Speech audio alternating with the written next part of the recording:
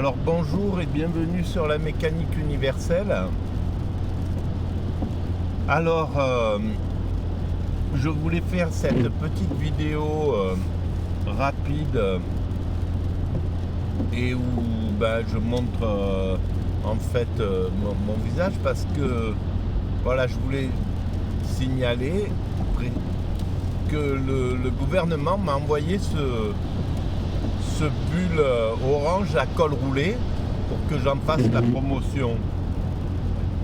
Et alors il se trouve que il baille, il y a de l'air qui passe par là et donc j'ai froid un peu. C'est sans doute un pull qu'ils ont récupéré au secours populaire ou quelque chose comme ça. Et voilà, je voulais le dire au gouvernement, au ministre, à nos chers ministres, que ça va pas. Ça baille, là. C'est pas bon. J'aimerais bien que ça fasse comme ça. Voilà, un truc où on voit pas les rides là qui sont arrivées. Je sais pas de quand, pourquoi. Je sais pas d'où ça vient. J'avais pas ces trucs là quand j'étais gosse. C'est bizarre. Bon bref, voilà. Alors, après cette petite bêtise, pour rigoler, ça doit faire rire que moi, d'ailleurs, je sais pas si ça me fait rire d'ailleurs. Bon bref, alors, je voulais préciser 2 ou 3 trucs auxquels j'ai pensé sur la route. Après, ce matin, j'ai fait une vidéo, avant de partir, j'ai fait une vidéo à partir des entretiens que Jean-Paul Sartre a eu avec Benny Lévy. Quelques temps avant sa mort. Et où il revenait un peu, il redonnait du sens au sens de l'humanité, au fait que l'humanité ne peut pas ne pas avoir de l'espoir, en somme. Et l'espoir, c'est le sens, c'est pas autre chose en réalité. Qu'est-ce que c'est que l'espoir ? L'espoir, c'est dans le futur, il va se passer quelque chose. Le désespoir, c'est dans le futur, voilà, je suis condamné, il n'y a pas de sens, et ça peut être n'importe quoi comme espoir, mais c'est toujours quelque chose qui se passe dans le futur. Alors pourquoi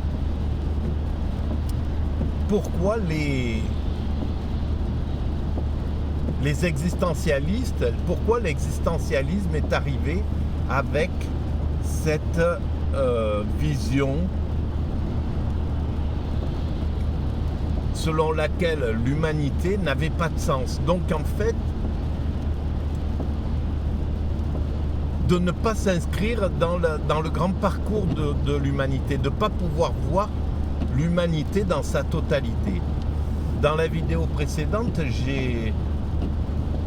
j'ai cru comprendre que c'était lié malgré tout à une forme de narcissisme, à une forme de désir de toute puissance, c'est-à-dire je veux créer la philosophie doit démarrer avec moi. Il n'y a pas de raison qu'elle démarre avec Socrate, avec Platon, etc. Jusqu'à présent, c'était eux les boss. Maintenant, la philosophie, elle va démarrer avec l'existentialisme. L'humanité, si l'humanité n'a pas de sens, c'est nous qui allons lui donner du sens. Voilà. Et il y avait ce besoin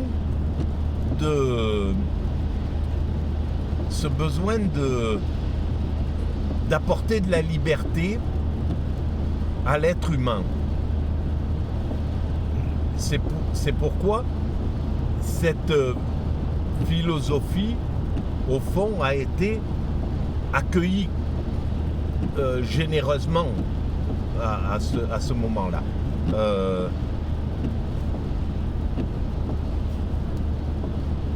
L'individu, c'était l'individu, et un individu qui ne devait pas être mis dans le troupeau, en somme, qu'on devait Attention, extraire. radar mobile sur la route. D'accord, merci. Qu'on devait extraire qu'on devait extraire de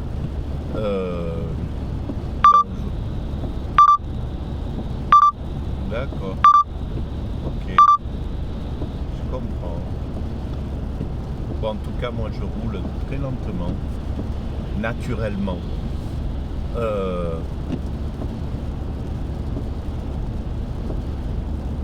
Et donc, l'homme,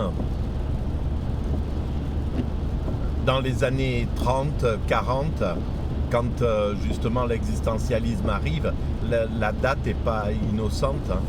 Donc, il était légitime pour ces philosophes de prendre l'individu et de le sortir d'un mécanisme qui faisait qu'il obéissait comme un mouton à ce qu'on lui proposait. Aller en guerre, agir de la manière dont il agissait, on lui demandait d'être un tortionnaire, et ben oui, ok. Voilà, c'est un petit peu derrière ça que les expériences arrivaient, l'expérience de Milgram, toute ce désir en fait de donner à l'homme toute sa responsabilité, et c'était quelque chose d'extrêmement fondamental, ce truc-là. C'était légitime, on va dire. Mais cette liberté, pour moi, maintenant, c'est ça que j'ai compris à travers la vidéo que j'ai faite juste précédemment, c'est que c'est ça qu'il faut. C'est important de prôner cette liberté, donc, et cet état de responsabilité, mais au sein de l'évolution de l'humanité. Là, on est responsable de toute l'humanité. Voilà, on n'est pas responsable d'une petite partie de l'humanité. C'est-à-dire que si on nous conduit à maltraiter ou à dénigrer, par exemple, une communauté, on doit s'y refuser. Voilà, on doit s'y opposer. On doit le condamner. On ne doit pas obéir à un acte, à des actes injustes. Et cette liberté, la liberté humaine, la liberté dont il parle, dans ma théorie, cette liberté en réalité n'existe pas. La liberté dans l'état ordinaire de la vie, il n'y a pas de liberté. La seule liberté que l'homme peut, à laquelle il peut véritablement accéder, la véritable liberté, c'est à travers l'extase. Quand il est en état d'extase, il est en total, il est dans la plus pure liberté, et en même temps il agit exactement comme le divin le veut. C'est le divin qui vit à travers lui, c'est même plus lui-même qui vit cet état d'extase. Mais sinon c'est des fausses libertés, c'est des illusions de liberté. En réalité, on n'a pas de liberté, mais on doit avoir l'illusion de la liberté pour avoir le libre arbitre, pour pouvoir penser qu'on a un libre arbitre, qu'on a le choix d'agir comme ça ou comme ça, et donc d'être sous le feu de la responsabilité, donc d'être jugé pour nos actes, etc. Donc ça, c'est obligatoire. On doit croire à cette illusion-là. Et c'est grâce à ça qu'on peut contester, lutter contre l'injustice du monde. Et donc s'opposer au monde injuste. Mais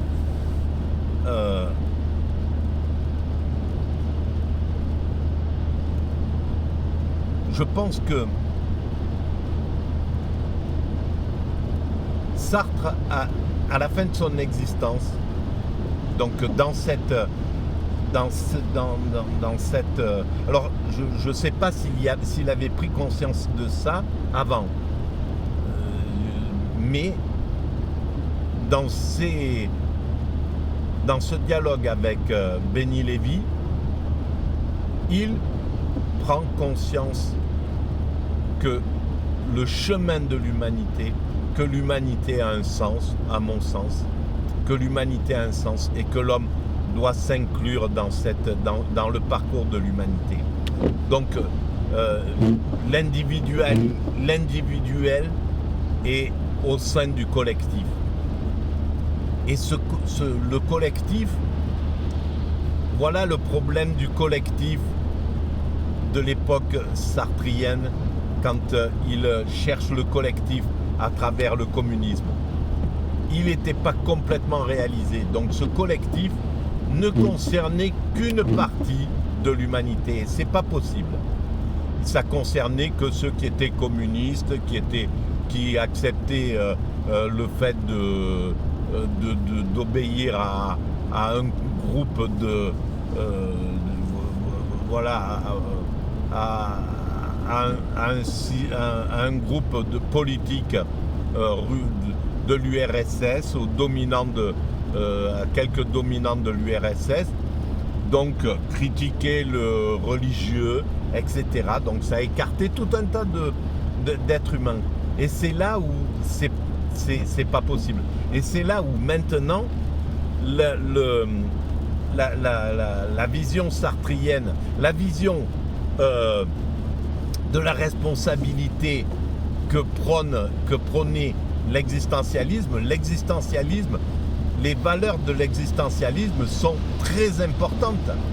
Aujourd'hui, simplement, elles doivent s'intégrer dans une humanité, dans un système totalement global, englobant. Et en fait, la théorie de la mécanique universelle je comprends maintenant pourquoi je travaille comme ça. Pourquoi je suis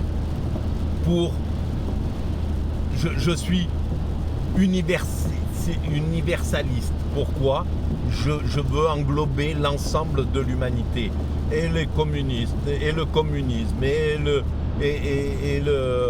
l'anarchisme, et le libéralisme, et la démocratie, enfin voilà, et l'ensemble des communautés, et toutes les religions, et toutes les communautés, toutes les spiritualités, et l'athéisme, et pourquoi j'ai besoin que ça soit, pourquoi j'ai toujours pensé qu'il fallait que ça soit unifié. En réalité, c'est parce que maintenant, c'est ça, c'est là-dedans que peut se poser la responsabilité humaine.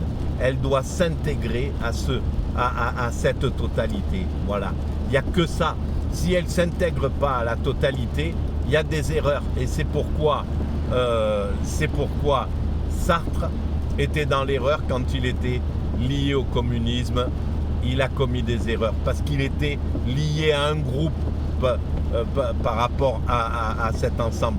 Ça ne peut être que totalement universaliste, totalement, comment on dit, cosmopolite, complètement cosmopolite. Et quand à la fin, et c'est là où j'avancerai ce soir. J'espère, si j'arrive là où je dois être, si j'ai internet et tout, je vais essayer de faire une vidéo, parce que la suite de cet ouvrage-là, elle est super importante, justement. Je l'ai parcouru, j'ai parcouru juste un petit peu après les quelques pages qui suivaient, et c'est vraiment important ce qui se passe entre Sartre et Béni Lévy. C'est pas pour rien que c'est à travers le judaïsme que ça se passe, que cette réflexion émerge, qu'elle arrive là, à travers cette idée cosmopolite. C'est quelque chose de fondamental. C'est complètement universel. Et voilà. Et c'est pas pour rien que voilà, je comprends même toutes mes intuitions, qui sont parfois complètement bizarres, hein. Ça fait, voilà, il y en a quelques-unes qui sont même complètement, on pourrait presque dire délirantes. Quand je dis que les baleines ont déjà atteint l'extase, ben je sais pas, mais peut-être que ça sera démontré plus tard, mais en tout cas, voilà, c'est des convictions comme ça, en regardant l'œil d'une baleine, en les voyant vivre, en faisant, et après, en faisant la jonction avec mon expérience d'extase, je me dis, tiens, c'est possible. Voilà. Mais c'est quand même assez particulier. Mais voilà l'évolution que je pense pourquoi j'étais en contradiction avec l'existentialisme. C'est quelque chose qui m'a longtemps révolté, cette vision de l'existentialisme comme ça au début, et maintenant je me rends compte à quel point là je rentre dans la réconciliation totale même de ce genre de choses. Et à la fin, c'est vraiment, il faut remettre, tout est dans l'humanité. L'humanité, c'est à l'intérieur de l'humanité que ça se passe. C'est une totalité, l'humanité. Et il n'y a qu'à travers cette totalité que la liberté est possible, que l'évolution est possible, que la spiritualité est possible, que la pensée est possible. Tout ce qu'on fait maintenant, c'est à travers l'humanité qu'on doit le penser.